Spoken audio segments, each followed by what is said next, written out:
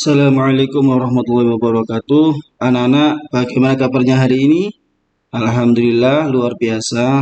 Semoga kalian tetap dalam keadaan sehat walafiat sehingga dapat melaksanakan kegiatan sehari-hari. Anak-anak, bertemu lagi dengan Pak Rudi, yaitu kita akan belajar tentang surat At-Takatsur. Sudah hafal anak-anak? Ya, pastinya kalian sudah hafal ya.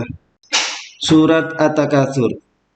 Surat At-Takatsur adalah surat yang ke-102 dari 114 surat dan terletak pada juz 30 dalam Al-Quran. Surat At-Takatsur terdiri dari 8 ayat. Surat At-Takatsur termasuk surat Makkiyah, artinya surat yang diturunkan di kota Mekah dan sebelum Nabi Muhammad SAW hijrah ke Madinah. Surat At-Takatsur diturunkan sesudah surat Al-Kautsar. At-Takatsur artinya bermegah-megahan.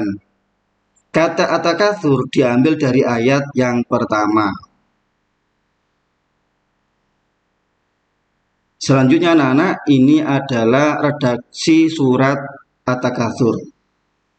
Pak Rudi akan membaca, silakan diperhatikan dengan baik. A'udzu billahi minasy syaithanir rajim. Bismillahirrahmanirrahim.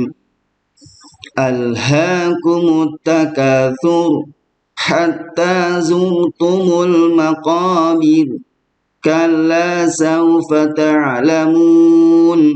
ثم كلا سوف تعلمون كلا لو تعلمون علم اليقين لترون الجحيم ثم لترونها عين اليقين ثم لتسألن يومئذ عن النعيم. Nah, itu anak-anak, silakan kalian belajar di rumah ya, sering membaca berulang-ulang. Kalian perhatikan makharijul hurufnya dan tajwidnya anak-anak ya. Selanjutnya anak-anak mengartikan surat At-Takatsur. Ini kalian harus berlatih ini ya. Alhaakumu, kamu telah melalaikan at-takatsur oleh perilaku bermegah-megahan, hatta zurtumu, sampai kamu masuk al-maqabir, ke dalam kubur. Kalla, sekali-kali tidak, saufa, kelak, ta'lamun, kamu akan mengetahui, tsumma, kemudian, lau ta'lamun, sekiranya kamu mengetahui, ilmal yaqin, mengetahui dengan pasti, latarawunna, niscaya kamu benar-benar akan melihat al-jahimah, neraka jahim, tsumma latarawunnaha, kemudian kamu benar-benar akan melihatnya, ainal yaqin, dengan mata kepala sendiri, tsumma latus'alunna, kemudian kamu benar-benar akan ditanya, yauma idzin, pada hari itu, ainin na'imi, tentang kenikmatan yang megah di dunia. Nah, itu anak-anak, yaitu mengartikan surat At-Takatsur ya, kata demi kata. Ini kalian harus sering berlatih sehingga kamu bisa menerjemahkan secara utuh nantinya ya. Selanjutnya anak-anak, ini adalah terjemah surat At-Takatsur ya.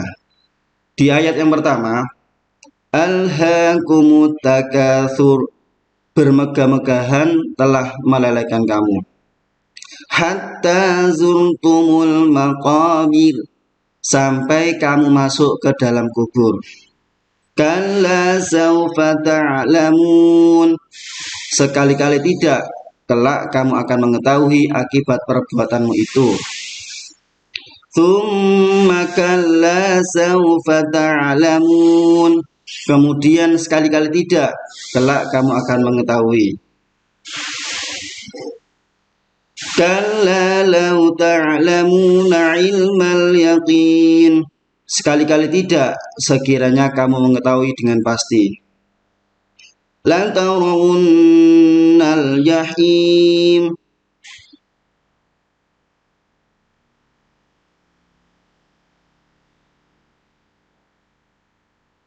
Niscaya kamu benar-benar akan melihat neraka jahim. Tsumma latarawunnaha 'ainal yaqin. Kemudian kamu benar-benar akan melihatnya dengan mata kepala sendiri. Tsumma latus'alunna yawma idzin 'anin na'im. Kemudian kamu benar-benar akan ditanya pada hari itu tentang kenikmatan yang megah di dunia itu. Sekarang anak-anak, terjemahan per kata tadi kalian samakan dengan yang terjemahan secara keseluruhan ini. Ya, nanti kalian bisa membandingkan.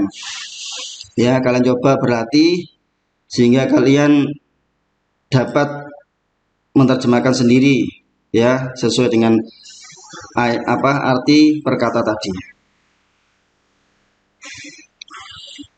Selanjutnya anak-anak, kita akan memahami isi kandungan dari surat At-Takatsur.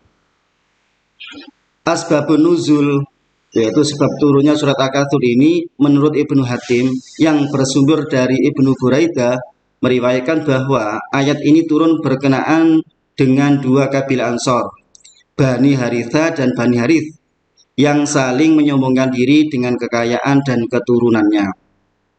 Mereka saling bertanya, apakah kalian memiliki jagoan segagah dan sehebat si fulan?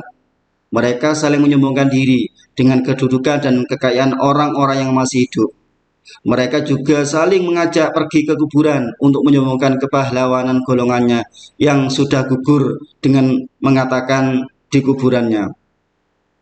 Ayat ini turun sebagai teguran kepada orang-orang yang hidup bermegah-megahan sehingga ibadahnya kepada Allah terlalaikan.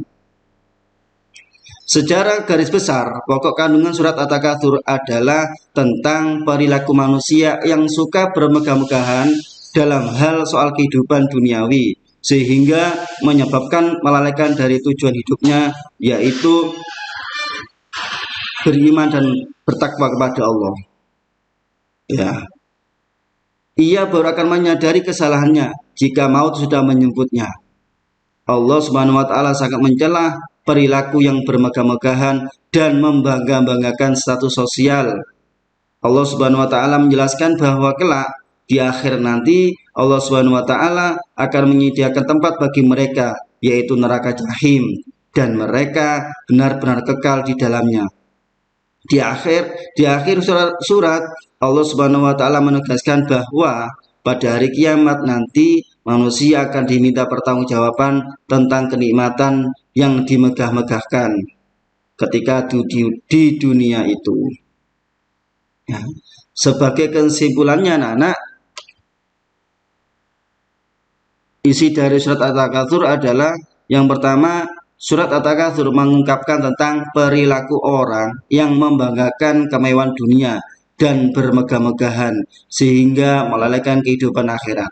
Yang kedua, orang yang berperilaku bermegah-megahan menganggap bahwa ia akan memperoleh kenikmatan yang abadi, padahal kehidupan dunia adalah bersifat sementara dan kelak mereka pasti akan diminta pertanggungjawaban tentang harta yang dimiliki serta yang mereka bangga-banggakan di dunia.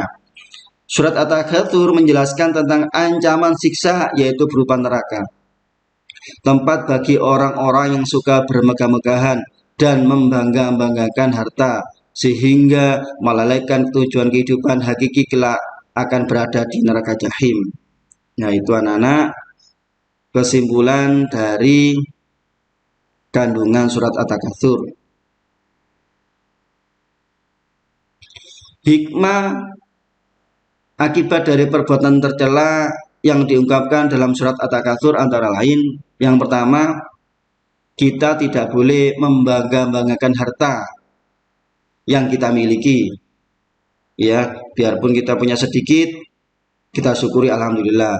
Kita punya harta yang banyak, kita syukuri alhamdulillah. Yang kedua, memilih pola hidup sederhana tapi bermartabat. Nah, biarpun kita kaya raya, punya mobil, punya rumah yang besar, ya tetap hidup kita sederhana.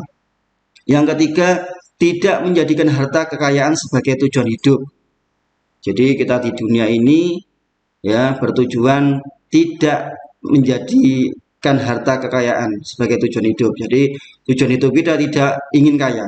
Tujuan hidup kita adalah taat kepada Allah Subhanahu wa taala.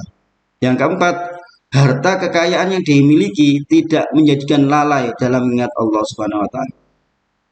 Biarpun kita sudah kaya raya, punya segala-galanya, kita tidak boleh lupa kepada Allah. Tetap berzikir kepada Allah, ya, tetap bertakwa kepada Allah Subhanahu wa taala. Yang kelima, bersikap selektif dalam mencari harta dengan tidak menghalalkan segala cara. Ya, kita anak-anak harus mencari rezeki yang halal, ya. Yang keenam, mencari harta yang halal dan baik adalah bersifat wajib. Ya, kita wajib mencari rezeki yang halal. Ya. Kita tidak boleh mencari rezeki yang diharamkan oleh Allah. Yang ketujuh, yang terakhir, yaitu menganggap bahwa harta kekayaan yang dimiliki adalah amanah yang kelak akan dimintai pertanggungjawaban di hadapan Allah Subhanahu wa taala. Ya, anak-anak, jadi harta yang kita miliki adalah titipan Allah. Jadi besok di hari kiamat kita akan dimintai pertanggungjawaban. Dari mana harta itu dan untuk apa harta itu. Mudah-mudahan bermanfaat. Ya, mohon maaf apabila ada kekurangan. Tetap belajar dan semangat. Wallahu muwaffiq ila aqwamit thoriq. Wassalamualaikum warahmatullahi wabarakatuh.